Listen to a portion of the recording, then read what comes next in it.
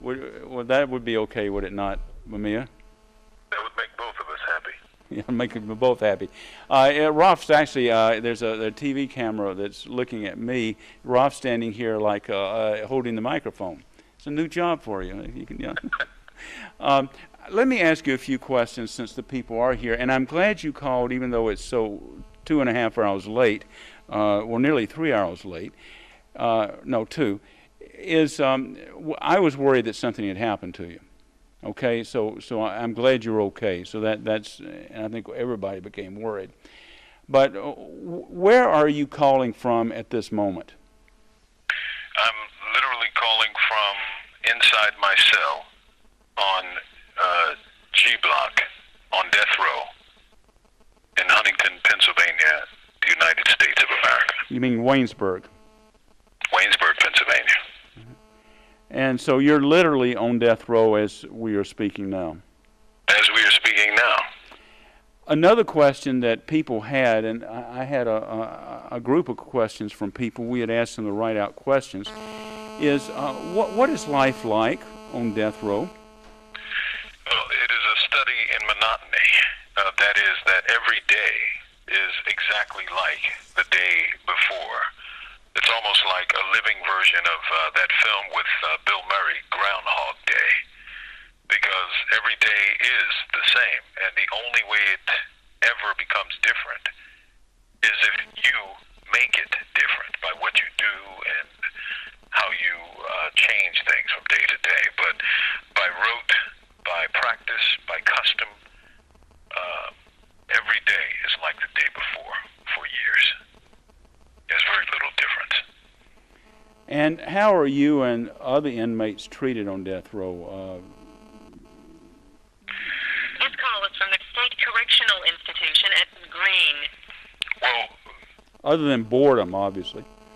Well, boredom is a problem, of course. I mean, it's been several months since I called you and actually spoke with you and an associate of yours about a man who committed suicide in the cell right across from me because, he was worrying about his health, but you better believe he was also, worried about not ever being free or not ever, getting off of death row or something. But he literally hung himself in a cell just like this several months ago. And I'm talking about a man named Bill Tilley. Most men literally spend most of their days in the cell, all of the day in the cell. You can, if you choose to, go out every morning to a cage in a yard. I say cage because it is a cage. It looks like the housing for a dog, and you can, spend your time playing cards or talking or exercising, whatever is your want. But other than that, if you're not in that cage or you're not on a visit, you're in your cell. And for many, like I said, for most men, because most men don't go out to the yard, most men spend 24 hours a day in that cell. Mumia, you remember the pen event we did in Berlin at the Bresch House on April 17 of this year? I do indeed. Sabine Kabir, the very well-known German writer who's written about Bresch, is here, and even though it's a legal call, so I guess we should keep me strictly talking to you, but she can hear you, and I'm looking at her now, and she's smiling. And do you want to thank her, say something to her about what Penn has done? Yeah, V. Gates, Sabine, I want to thank you for what Penn has done. It really was a high and mighty and powerful honor that deeply moved me. I thank you and your colleagues there in Germany for being so human in a time of inhumanity in the world. There are a number of other people. There's another Sabine here who you know, the other Sabine, and Eberhard Schultz, and Nicole's here, and George and Doris Pumphrey. George, the former Black Panther who left the U.S. in 1972. They're all here and listening to you, and I think the main thing I would like you to get out of this is just to know that even thousands of miles away from where you are in Pennsylvania, that people care about you. That's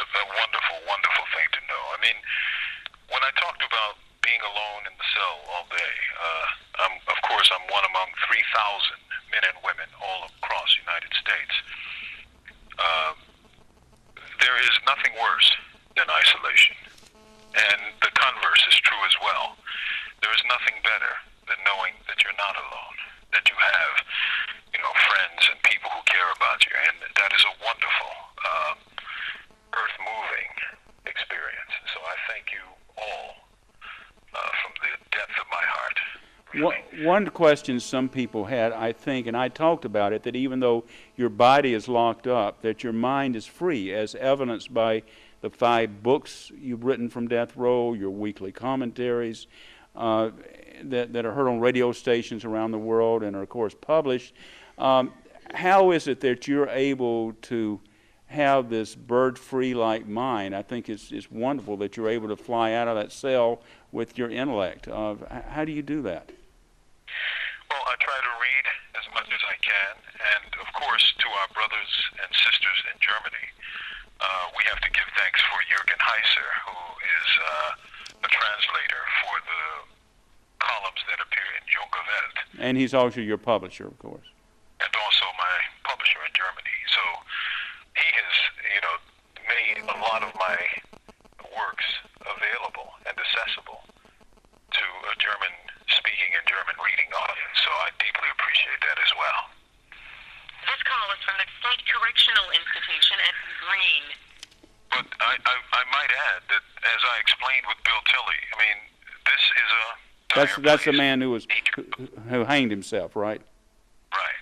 Okay. This is a very dire place. That's the nature of the place. All prison is dire by its very nature. But it is also a very rich place if one is a writer, because you'll never, ever get tired. The subject matter abounds, frankly.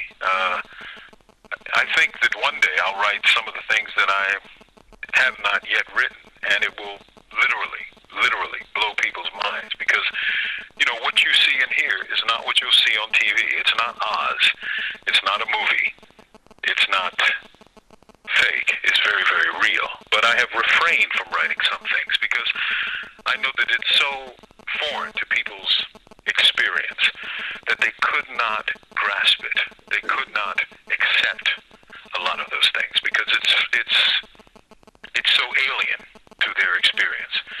But I do think of it, and I do long to write some of those things, and perhaps they'll come out one day. Another question that was raised tonight is international support important? And somebody pointed out, and I talked some about Sacco and Vanzetti being executed, even though there was a world movement of support. Julius and Ethel Rosenberg were executed, and there was a world of support. But nevertheless, it is important, is it not? If you could tell people why what people are doing in Berlin and Germany, why is it important? Well, first of all, I think it's a simple fact that all support is good.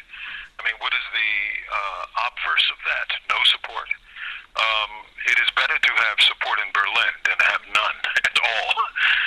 But also, it is important to have domestic support and foreign support because, well, in today's world, there's no such thing as foreign. I mean, we live in an age where people are reading notes from people at hyper speed through texting or calling. It's as easy for me to call you where you are now as it is to call you in your office in San Francisco.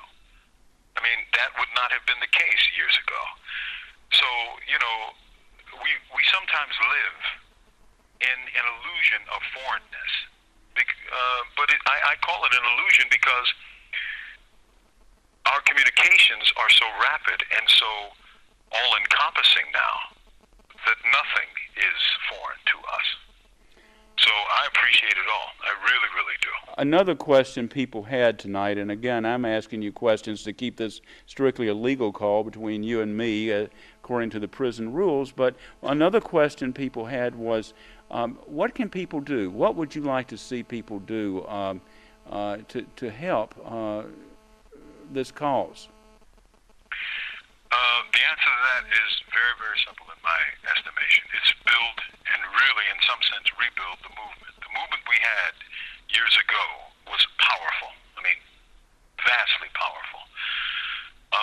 But it's been so many years ago, and, there's been war and devastation and now economic dislocation in the United States in between.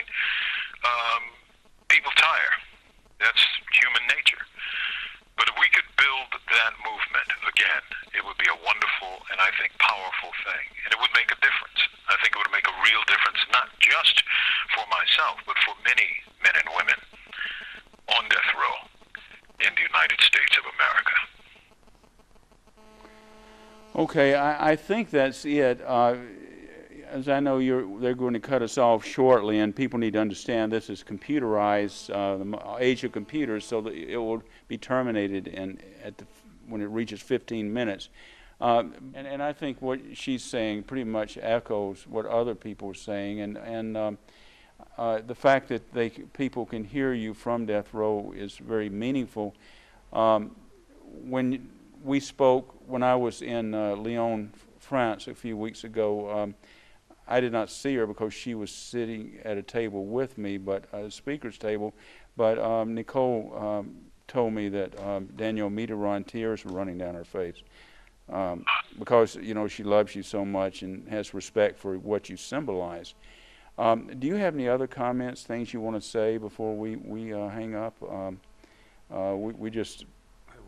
Yes, Eberhard has a question. Yes, and I will translate. Where comes, hello, Mumia, where comes your strength and energy? From where do you get it? From Eberhard Schultz, the human rights attorney, asked who organized this event. Question is, where does your strength come from to be able to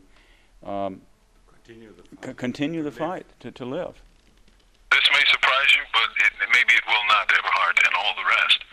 I get my strength from people like you.